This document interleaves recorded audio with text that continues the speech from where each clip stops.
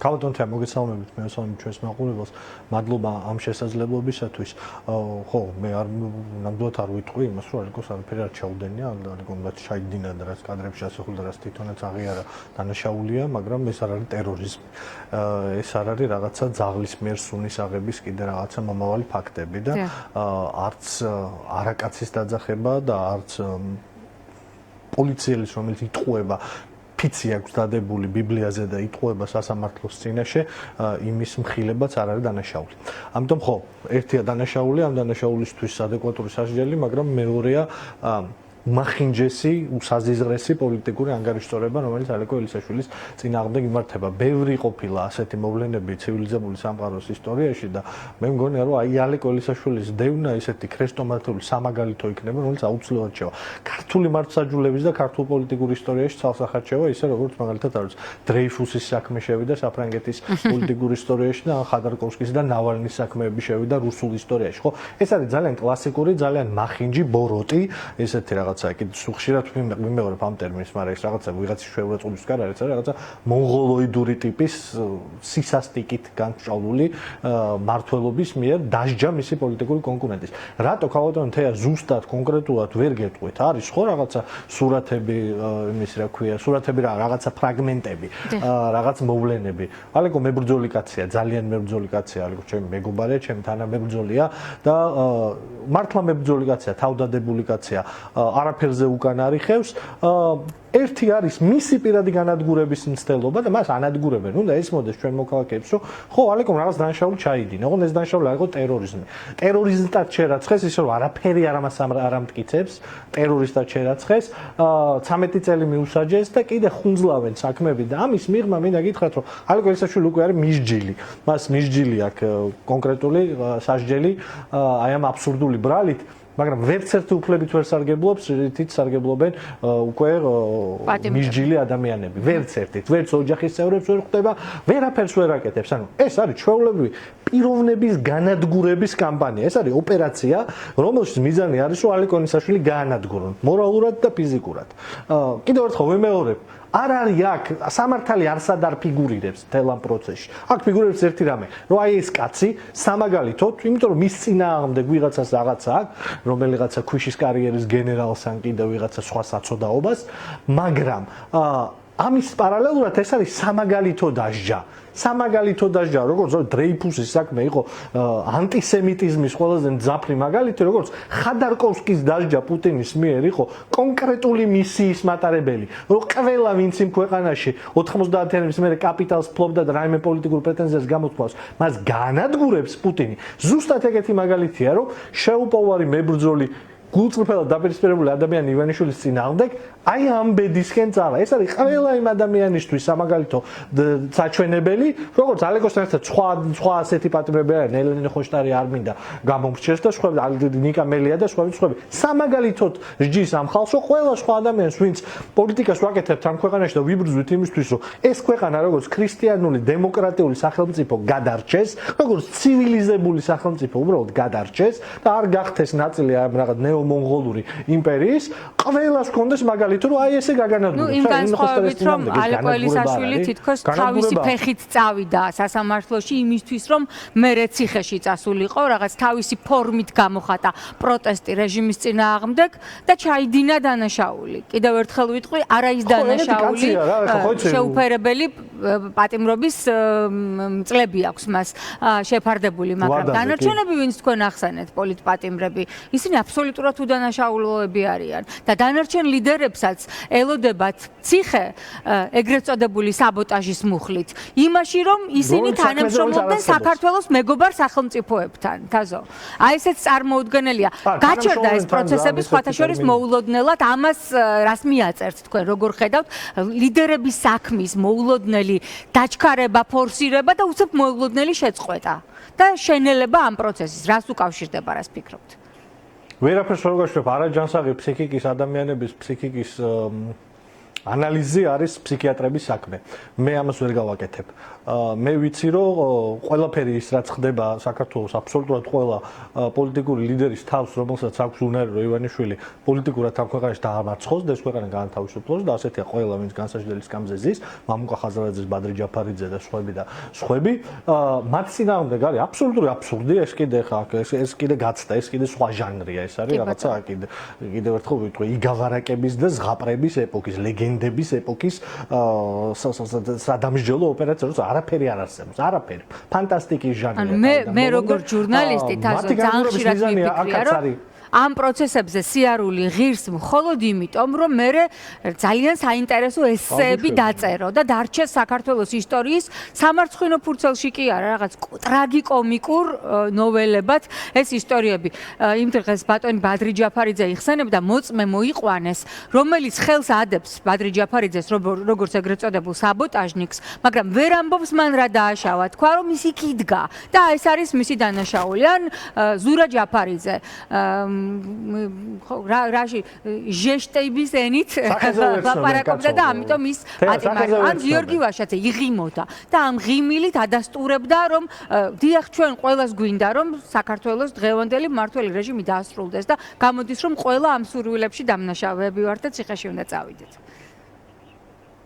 გაუდანთია, აქ მარტივი ამბავია, რატომ ამბობ ამ ყველაფერს? ხო, აქ ლოგიკის ძიებას მე არ დავიწყებ, იმიტომ რომ არ ვთვლი რომ სადმე რამე ლოგიკა არის, ეს არის დესპოტიზმი, ეს არის პოლიტიკურ კონკურენტებთან მიზანმიმართული ანგარიშგასწორების მთელი კამპანიები, მაგრამ ჩვენ საზოგადოებას უნდა ესმოდეს. ეს ყველაფერი არის ფასადი, რომლითაც ფუთავს ის საკუთარ ძალაუფლების სისუსტეებს, საკუთარ პირდაპირ თქვა ძალაუფლების კრახს, ფუთავს აი ამ ავტოკრატიული ზიზილპიპილოებით ივანიშვილი. იქნება ეს რაღაცა აბსურდული კანონები, რომელიც ადამიანებს სუნთქვას და დგომას უკრძალავს სადღაც იქნება ეს აბსურდული საქმეები პოლიტიკური ოპონენტების წინააღმდეგ იქნება ეს რაღაცა იდიოტური კამპანიები ფასებზე კონტროლის დაწესების მცდელობა რომელიც აბსოლუტური ტყუილია ყველაფერი ამის უკან დგას ერთი რამ ყველას უნდა გესმოდეს რომ საცოდაობა ჭირთ სინამდვილეში ეხა არიან ისეთ სუსტები როგორც სუსტებიც არ ყოფილან ხო არ ჭირდებოდა 2013 წელს 2014 წელს 2016 წელს აი ეს მარაზმი არ ჭირდებოდა და იოლად გაძვრა. ეხა ეს ყველაფერი რო ჭირდება, ეს ნიშნავს, რომ სხვა არაფერი არ დარჩა. როდესაც ჭირდება, რომ საქართველოს იუმორის ერთ-ერთი მამა.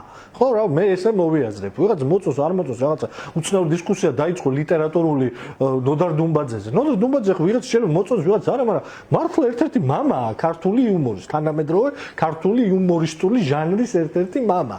და ამ კაცის იუმორისტულ სკეჩში ჩასმის გამო მისი სახელის და გვარის იქიდან ამოგლეჯილი კონტექსტიდან ქუჩაში ვიღაცამ იუმორისტის სცემა აი ამაში და ეს ღირსების დაცვა არისო ვიღაცის ღირსების დაცვა მე არ ვიცი ვისი ღირსების დაცვა შეიძლება ანუ ეს ხო აბსურდი ეს ხო ნათელი მაგალითია მანამდე ვიღაცები ყავდათ თაზო ბათუმის თეატრის დირექტორი, რომელიც საკმაოდ კრეხელობდა თავისი ანეკდოტებით, ბევრი მორწმუნესთვის ეს მიუღებელი კი არა, მკრეხელობა, პირდაპირ თქვა და ბევრი სასულიერო პირისთვისაც, ის ახლა გამოდის და რაღაცა რწმენის ახალ ორგანიზაციას აწესებს იმ ქართველი შულთან ერთად, რომლებმაც უნდა გვცემონ იმისთვის, რომ ვიხუმრებთ თუ პირჯვას არასწორად თუ გადავიწერთ თუ ვიტყვით რამე სახუმაროს იმაზე, რა ქვია, ნოდარ დუმბაძეზე ან ბიძინა ივანიშვილის წერილებზე, ამის გამო შეიძლება გაგვლახონ. და აი ეს ხალხი ამბობს, რომ აი ონისოფრეშვილი უნდა გაილახოს. ამ ბინძურ აბსურდამდე მივედით, ხო? ეს რაღაც ახლა ეს კაცი არის ძალიან ისეთი, ძალიან ცუდი თამადათ ან ყველაფერთან ერთად, რა თემიკო ჩირგაძის ქვეყანაში აი ეს კაცი რო იქნება ერთ-ერთი გამოჩენილი თამად და რა ვიცი, დეგრადირდა ესე იგი ეგ საქმე. მე მიყვარს ქართული სუფრა და თამადობა და ეგეთ მასხრებს ვერ მოусმენ. იქ ამ მასხარამ უნდა დაიცვას თურმე ქართული იდენტობა. ან იმ უნიჭო რეჟისორმა თეატ ულუკიანის მლიქვნელობის გარდა არაფერი რო არ კვეთებია და ეგრე გაიკაფა გზა თავის კარიერაში, ხო? იმან უნდა გადაწყვიტოს და ვიღაცა მანამდე წინა ხელისუფლების მლიქნელობაში იყო ჩემპიონი. ეგ ხო ყოველთვის ეგეთი ხალხია, მაგიტომ მე აღარ ვეძახი არავის, აღარ მაგეთ ხალხს არც ნაცებს არც კოცებს, ეგ მილკნელები. რომელსაც მნიშვნელობა არა აქვს, იქ რუსს დაუსვავ, აი ბესოჟღენტი იყო ესეთი კაცი მწერალთა კავშირში გათახსირებულობის ეტალონი თავის დროზე და აი იმის მსგავსი ხალხი ყველა ვინც არ უნდა დაუსვავ, რუსს დაუსვავ, რუსის მხარე იქნება, ინდოელს დაუსვავ, ინდოელის მხარეს იქნება. აი მას მნიშვნელობა არა აქვს, ვინ არის იქ, ვისი დაცვაც უწევს, ამაში ფულს იღებს, გასაბრჯელოს იღებს. ხო და ამაში ხო ხარჯავს ივანიშვილი, რომელიც საკმაოდ ძუნწი ადამიანია. ასეთი ორგანიზაციების შექმნაში ხარჯავს ახლა ფულს. და ანუ ეს მიანიშნებს, რომ კრიზისშია თვითონ ქართული ოცნება და მინდა გადავიდეთ მდინარაძის, თიკარუხაძის უცნაურ წასვლა, მოსვლა, მოძრაობა გადაადგილებებზე. რას ფიქრობთ? მე თქვენ ამბობთ, რომ რაღაც ფსიქოლოგიურად გაუწონასწორებელი ადამიანების პროგნოზს ვერ გავაკეთებ და ლოგიკას ვერ ვიპოვიო, მაგრამ ჩვენ ცხოვრობთ ამ სახელმწიფოში. ეს ხალხი დღეს განაგებს ქართულ პოლიტიკას და ამიტომ რაღაც ლოგიკა უნდა ვიპოვოთ და უნდა მოვძებნოთ გასაღები, რატომ აკეთებენ ამას. ანუ მდინარაძე მაგალითად, რატომ გადააადგილეს კიდევ ერთხელ? რითი არ მოსწონს მდინარაძე ბიძინა ივანიშვილს? რა დაუშავა მას? იმიტომ რომ წლების განმავლობაში ის იყო პარლამენტში, ვერ ეღირსა ვერასოდეს აღმასრულებელ ხელისუფლებაში მოსვლას. ბოლოს ის დააწინაურა ირაკლი კობახიძემ, ძალიან მისთვის საოცნებო თანამდებობაზე უშიშროების მინისტრი გახდა. იქედან ამბობდა, რომ აი საოცრებებს გააკეთებს, დაამატა კიდე 300,000 აბონენტის მოსმენის აპარატურა ჩამოიტანა და რა ვიცი, აღიარა ყველაფერი, რომ გისმენთ, გითვალთვალებთ, გიყურებთ და ბოლოს რა ერთ წელიწადში მოაძრეს ეს კაცი. რაღაცა ახალი გადასაადგილებელი, ვიღაც deep state არის იმაში, რა ქვია, Facebook-ზე ძალიან სასაცილო გვერდი და იმას ქონდა გაკეთებული სკეჩი, რომ მამუკა მდინარაძე მოპედით თავისი სამინისტროთი გადაადგილდება, ახალ თანამდებობებს უგონებენ ამ კაცს. უპორტფელო მინისტრი გახდა ყველაფრის. რატომ? ხა კიდე ერთხელ დედასპიცაურ ვერ გეტყვი რა დაუშავა კონკრეტულად მამუკა მდინარაძემ ბიძინა ივანიშვილს, მაგრამ რაღაც დაუშავა იმის დიქტატორული აზროვნების ჩარჩოში დაუშავა. ეს ადამიანები პოლიტიკურად არარაობები არიან, მათ არც გადაწყვეტილების მიღების უფლება არ აქვთ, ისინი პოლიტიკურად არავითარ წონას არ წარმოადგენენ, იმიტომ რომ საჯარო საქმიდან არ წამოსულან, ისინი არიან ხელდასმული ხალხი ივანიშვილის მიერ და იმ პოზიციებში არიან, იმ პოზიციებზე არიან, იმიტომ რომ იქ ივანიშვილმა დასვა, არავითარი სხვა პოლიტიკური წარსული ამ ხალხს არ აქვს. შესაბამისად, როდესაც რაღაცა არ მოეწონება, ან ზედმეტად დამოუკიდებელს ითამაშებენ, ან ზედმეტად ბევრნად ესავს დანიშნავენ ხოლმე და ახლობელს გარშემო მომიჯნავენ თანამდებობებზე, ან იმაზე მეც მოიპარავენ, ან შეუთანხმებლად მოიპარავენ, ვიდრე ივანიშვილს დაშვებული აქვს და გათვლილი აქვს, რომ ამ კონკრეტულმა ეს ქვეყანა ამდენით უნდა აზარალოს, მაშინ ხდება ხოლმე ასეთი რაღაცები. მე არ მგონია, რომ თიკარუხაძის ახლა კონკრეტულად ვერ ვთქვი, მაგრამ გიორგი სიორიძე, ჩემ კოლეგას აქვს გარკვეული ინფორმაციები. არ მგონია, რომ თიკარუხაძე იყო განთავისუფლდა რაღაცა კორუფციული პრობლემების გარეშე. არ მგონია, რომ უბრალოდ მართლა ადგა და წავიდა, რომ ის პროკურატურაში იყო და რაღაცებზე დაიკითხა. არ მგონია, რომ მამუკა მდინარაძეს რაღაცა კონკრეტულის გარეშე გაუშვა, უბრალოდ ასე მოიხუშტვა. ვერ გეტყვით ქაუტონთეა კონკრეტულად რატომ, მაგრამ ავტოკრატიის ლოგიკა ეს არის. ადამიანების გამოყენება, დიქტატორი ამას შვება, ხო? ყოველთვის დიქტატორი ამას შვება. გამოიყენებს, ბოლომდე გასვრის, გააფუჭებს და გადააგდებს. ვერტიკალი ქართული ოცნების ასე მუშაობს, სისტემა ასე მუშაობს. სისტემა არის კორუფციული რა, ეხლა ირაკლი ღარიბაშვილი რემეშიძის ციხეში კორუფციის გამო დღეს არა ყავს კორუფციონერები სისტემაში, კახა კალაძე არ არის, ისევ თბილისის მერი, მაგრამ ეს ყველაფერი არის ვიღაცას უფრო მეტი ვადა აქვს ვარგისიანობის და გამოსადეგობის, ვიღაცას ნაკლები ვადა აქვს ამ ვარგისიანობის და გამოსადეგობის და ეს გადაადგილებები, ეს გადაადგილებები ჩემი აზრით არ არის მთავარი იმ ხალხისთვის, რომელიც ამ გადაადგილებების პარალელურად ხედავს ძალიან სულ ტენდენციებს ამ ქვეყანაში, ხედავს ეთნიკურ ჩანაცვლებას ბათუმში, თბილისში, ბევრ კონკრეტულ უბანში, ბევრ კონკრეტულ ქალაქში, რუსებით მიერ ეთნიკურ ჩანაცვლებას ხედავს დეგრადაციას ქართული პატრიოტული ქსოვილის, იმიტომ რომ ის დასაცავი ხდება მასხრების და უტვინო მოჭიდავეების.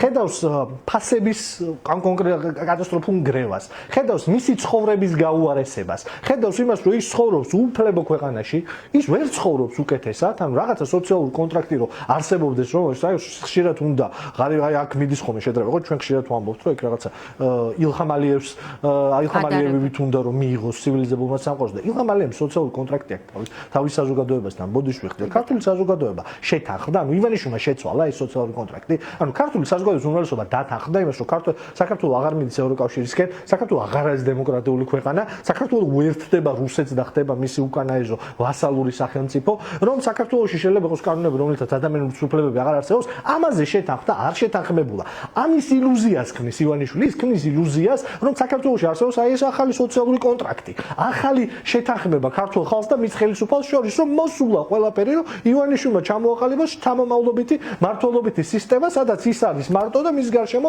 მასხრები მართავენ ქვეყანას. არ შეთანხმებულა ამაზე. რო არ შეთანხმებულა, ამის ნათელი ნიშნები ჩანს ყველაფერში. პატარაზე რო გადაფხიკავ აი ამ რაღაცა ავტოკრატიულ იმას, რა ქვია, ჩარჩოს თუ რა ლატარიას, იმის უკან ჩანს ნამდვილი საქართველო. ნამდვილი საქართველო, რომელიც შეიძლება ცუდი სანახავი აქვს თელავში რაც მოხდა, თელავთან რაც მოხდა, კახეთში, იმაში რა ქვია, სასტუმროში. მაგრამ ნახა რომ არ იტანს ქართველი ხალხი. ქართველი ხალხი არ აიტანს იმას, რომ ქართველ მეკორწილებს ქორწილს ყველაზე წმინდა მოვლენაში, ქართული ოჯახის შექმნაში ვიღაცა რუსმა მოისაქმოს. არ აიტანს ამას. ბოლოს იქ არ დგას ქართველი ხალხი ასეთ რაღაცებში ხელისუფლების გვერდით. და ხელისუფლება სად დადგა იმ მომენტში, ხო? მთელი სახელმწიფო სისტემა დადგა რუსი ოკუპანტების გვერდით. ამიტომ არის რაღაცები, რაც უნდა ნათლად დავინახოთ. საქართველო არ დათანხმებულა ამ იაფფასიან მონღოლურ დიქტატორას. შესაბამისად, ეს სოციალური კონტრაქტი არ არის შესაბამისად, ეს ამბავი ვერ შედგა, ამიტომაც რომ ვერავისგან ლეგიტიმაციას ვერ იღებს, ამიტომაც არის რომ ვერც რუსეთისკენ ვერ დგავს. გალბატონო თეა, ნაბიჯ, შეხედეთ, კატასტროფულ მდგომარეობაში ჩვენ მე და თქვენ ამაზე ლაპარაკები გვაქვს. ვერც იქით ვერც ერთ ქმედით ნაბიჯს ვერ დგავს. გარდა რაღაცა უვიზო რეჟიმის და იმების, რომელიც პუტინის მხრიდან გასაკეთებელი რაღაცა იყო, ის ვერ დგავს. იმიტომ რომ იცის, აი ამეებში ქორწილში ხედავს, ქორწილით ხედავს რამხელა ჯურღუმულშია ეხა და აქეთკენაც ვერ მიდის. ანუ საქართველო ყავს გაჭედილი რაღაცა აი ორღობეში. მთელი ქვეყანა ყავს გაჭედილი ორღობეში. იმიტომ რომ ივანიშვილის აზროვნება არის აი ამ რაღაცა ორღობის აზროვნება. როგორ შეიძლება რომ მომენტში, როდესაც მთელი სამყაროს გადალაგება მიდის, როდესაც ეკონომიკურად შეიძლება საქართველო ერთ თაობაში გამდიდრდეს, რომ აქ მოდერნისტული რკინიგზა გავაკეთოთ, ანაკლი სპორტი ავაშენოთ, იმიტომ კი არ ვირბინოთ საქართველოს ხელმძღვანელებმა აშხაბადში, ტაშკენტში და იმაში რა ქვია, ასტანაში, რომ უბრალოდ რაღაცა ოფიციალური ვიზიტების ილუზია შექმნან. არამედ იმიტომ წავიდნენ, რომ ანაკლი სპორტის აშენების ამბავი დათქვან. იმიტომ წავიდნენ, რომ შეთანხმება შექმნან იმ ქვეყნებს შორის, რომელიც გადის ჩინეთი ევროპის დამაკავშირებელ გზაზე და ამუშაონ ეს ყველაფერი. 4 წელია რუსეთის ოკუპაცია მიმდინარეობს უკრაინაში. უკვე წელიწადზე მეტია ირანი დესტაბილიზირებული, არც ერთი სავაჭრო გზა აღარ არსებობს ჩინეთი ევროპის დამაკავშირებელი, სანდო სტაბილური და უსაფრთხო. და ამ მომენტში ანაკლი სპორტზე ყოველ წელს იტყუებიან 3 თვეში და 4 თვეში გეკნებათო და ეხ საერთოდ მოიტყუეს რომ აღარავინ აღარ გვინდა ჩვენ თვითონ ავაშენებთო. ანუ რამდენი წელი 10 წელია გვატყუებენ რომ ამას ააშენებენ.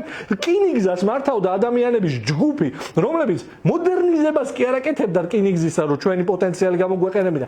ჯართად ჭრიდა და აბარებდა და ამაში პირადად ფულს იღებდა, კორუფციონერი გათახსირებული იყო. და საქართველოს ხელმძღვანელები დარბიან ფოტოებისთვის და რაღაცა იდიოტიზმისთვის. ახლა ფუქსასების შენობის დაანგრევაზეც იგივე შეთანხმება არ დადებულა. აი ხლა თბილისის ცენტრში რიყეზე ფუქსასების შენობის დაშლაშიც იგივეს ვხედავთ, ხო, უნიკალური მასალისგან შექმნილი ეს ფუტურისტული ავანგარდისტული ძეგლი დაშალა თანამედროვე არქიტექტურა და ჯარჯი ჩააბარებენ აი ამ ძალიან ძვირფას მასალას.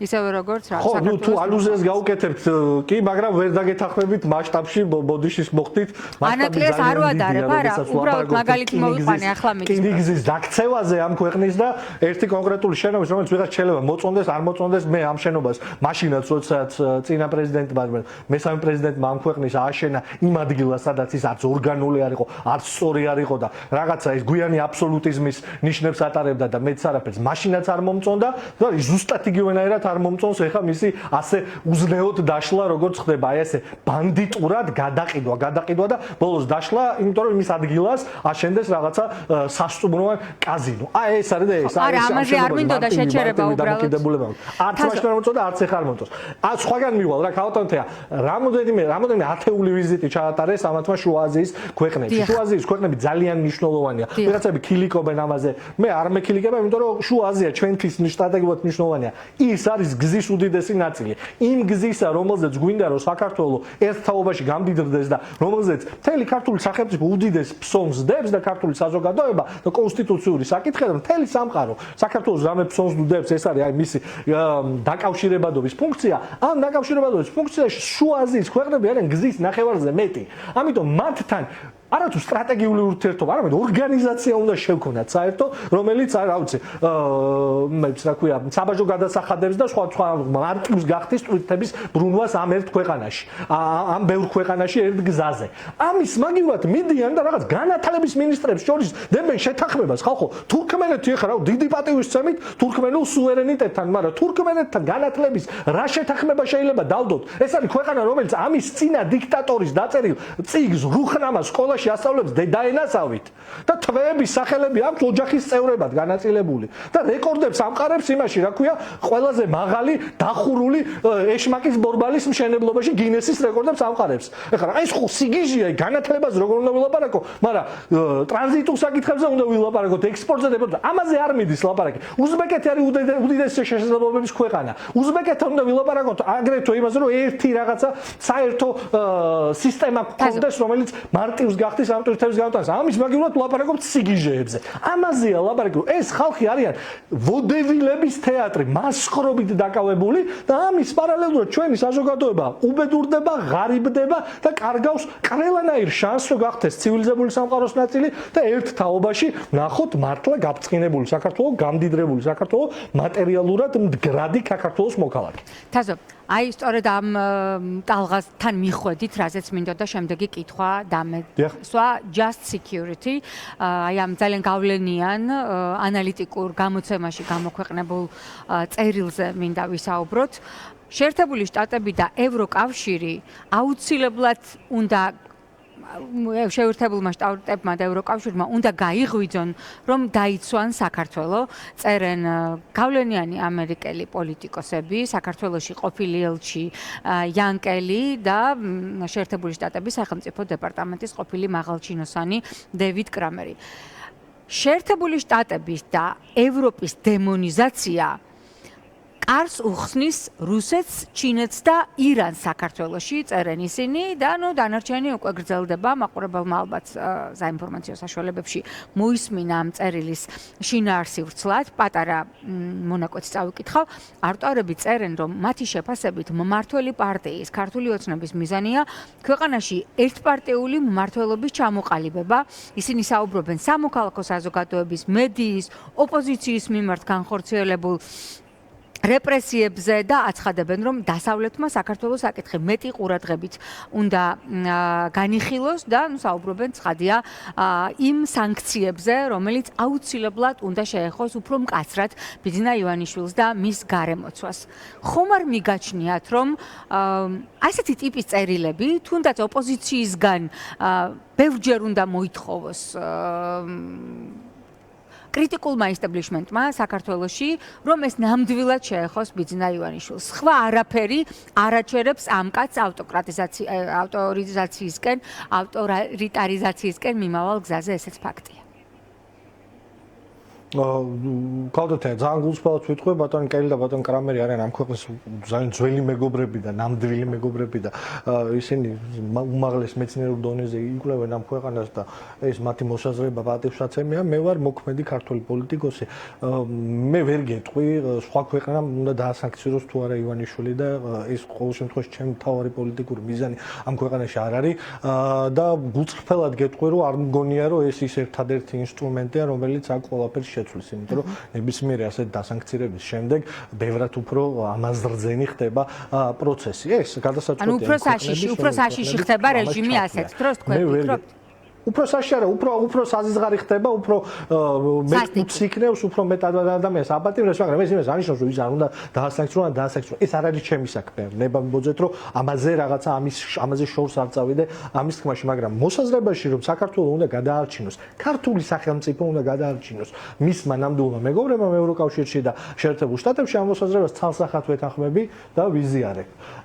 იმიტომ რომ ძალიან მნიშვნელოვანი ამბავია ეს. ძალიან მნიშვნელოვანი ამბავი არის ის, რომ საქართველოს თუ დარჩა მარტო მას შთანთქავს რუსეთი. მთელი ეს თავგადასავალი იმის შესახებ, რომ საქართველოს არის ისა რა ქვია, რომ საქართველოს არის სუვერენიტეტს იცავს ეს ხალხი და საქართველოს სუვერენიტეტისთვის დგას აქ და ორ ფეხზე და ასე შემდეგ, ეს ყველაფერი არის ხალხო ფიქცია და ტყუილი. სუვერენიტეტი დგას უსაფრთხოებაზე, ეკონომიკურზე და სამხედროზე. სუვერენიტეტი არ დგას ერთ კაცზე.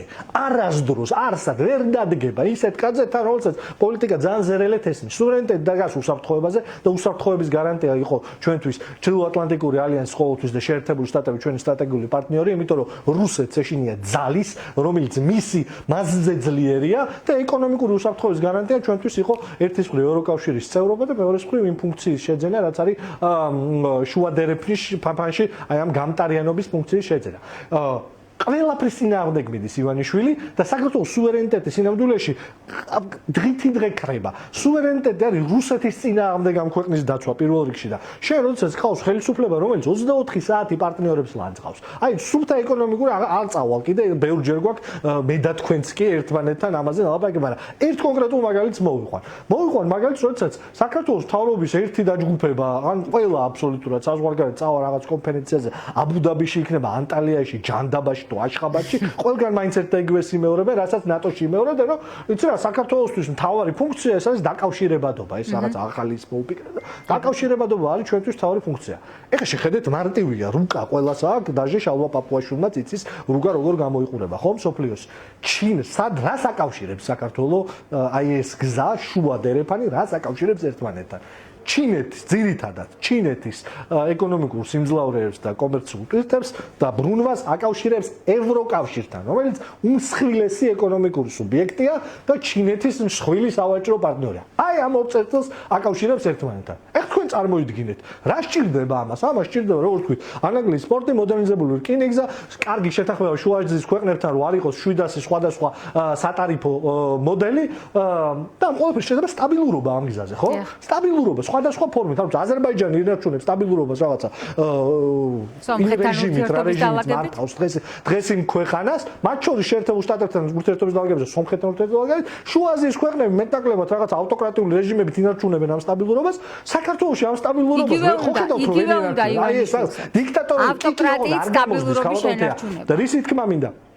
არ გამოსდის ეს ამბავი. არ გამოსდის, იმიტომ რომ შეუძლებელია სტაბილურობა იყოს, მარტივი ამბავი არის. თქვენ ხართ არ ვიცი, ჩინელი კომპანია, რომელსაც უნდა ევროპაში საქართველოს გავლით ტვირთი გაიტანოს და ხედავს, რომ ყოველ დილით, ყოველ სისხამდილით, ყოველ სამუშაო დღეს საქართველოს კონსტიტუციით მესამე პირი, საქართველოს პარლამენტის თავმჯდომარე გამოდის და უშვერი სიტყვებით ლანძღავს ყველა ევროპის დედაქალაქის ხელმძღვანელს, ყველა ევროპის ხელმძღვანელს, ბრიუსელის მთელ პოლიტიკურ ისტაბლიშმენტს უშვერი სიტყვებით იდიოტიზმს აბრალებს და თან ლანძღავს. აი, თქვენ ხარ დიდი ჩინური კომპანია, ამ ქვეყანაზე გაატარებთ ტვირთს, რომელსაც ეზიზღება მეორე წერტილი, სადაც ეს ტვირთი უნდა ჩავიდეს. რა თქმა უნდა, არ გაატარებთ, იმიტომ რომ არასდროს არ ჩათვლით, რომ ეს სტაბილურია, იმიტომ რომ ჩათვლით, რომ სადღაც ვიღაცას ბრიუსელში ბოდიში ამ გამოთქმის ამოასხავს და შეწყვეტს ამ ხალხთან ურთიერთობას. ეს რაღაცა ავადმყოფური ბაკი-ბუკი რომ ყველა ვარიანტში მოუწევთ, არ მოუწევთ ძმებო ყველა ვარიანტში, არაფერი არ მოუწევთ ყველა ვარიანტში.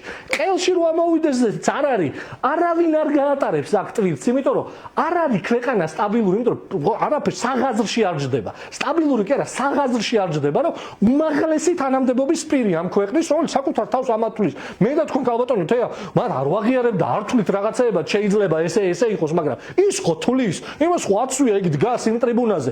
გამოდის და რაღაცა ორღობის ჩვეულებრივი იმისა, რა ქვია, ბირჟავიკივით ლანძღავს დასავლეთს. ფასეულობით დაწყებული კონკრეტული ადამიანებით დამთავრებული. როგორ შეიძლება რომ ეგ სტაბილურობის გარანტია იყოს? შესაბამისად, ვერ არის ეგ სტაბილური, იმიტომ რომ ის, რა ქვია, ილხამ ალიევს ესე რომ უნდა იმის მსგავსად სტატუს კვოდ მიიღონ ივანიშვილის დღევანდელი მოცემულობა, ილხამ ალიევი არ ლანძღავს ურსულა ფონ დერ ლაიენს ყოველ მეორე საჯარო გამოსვლაში.